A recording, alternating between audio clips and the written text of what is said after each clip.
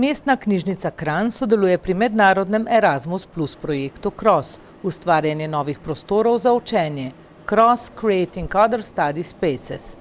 Namen projekta je izmenjava dobrih praks različnih ponudnikov izobraževanj za odrasle in predstavitev novih konceptov sodelovanja med knjižnicami in ustanovami, ki ponujajo izobraževanja za odrasle. Poudarek je na pristopu tretjega prostora za doseganje ljudi, ki nikoli ne uporabljajo javnih knjižnic ali ustanov, ki ponujajo izobraževanja za odrasle, za izboljšanje svojega znanja in veščin. Ja, to je mednarodni projekt 7 držav, ki smo se združili ob CROSS projektu. Imenuje se seveda CROSS, kar pomeni, v bistvu se nanaša na to, da si izmenjamo izkušnje, ki se vrtijo okrog uporabe tretjih prostorov. Tretji prostori so pa v bistvu tisti prostori, kjer preživljamo prosti čas. Se pravi, če je prvi prostor dom, drugi prostor je služba, je tretji pač prosti čas.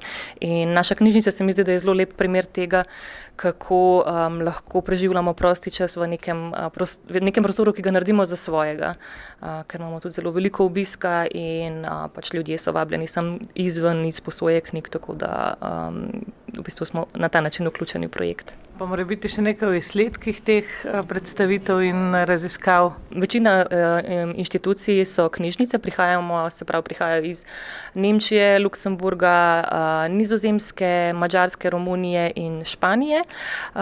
Delamo zelo različne, a hkrati podobne stvari.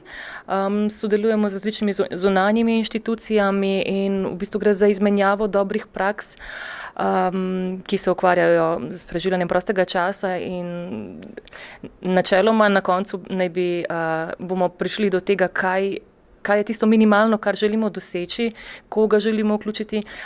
Predvsem pa se tokratne srečanje nanaša na demografske spremembe, se pravi, kam gremo v prihodnosti in kdo bojo naše ciljne publike tudi naprimer čez 20-30 let. Kljub temu, ko se svet digitalizira?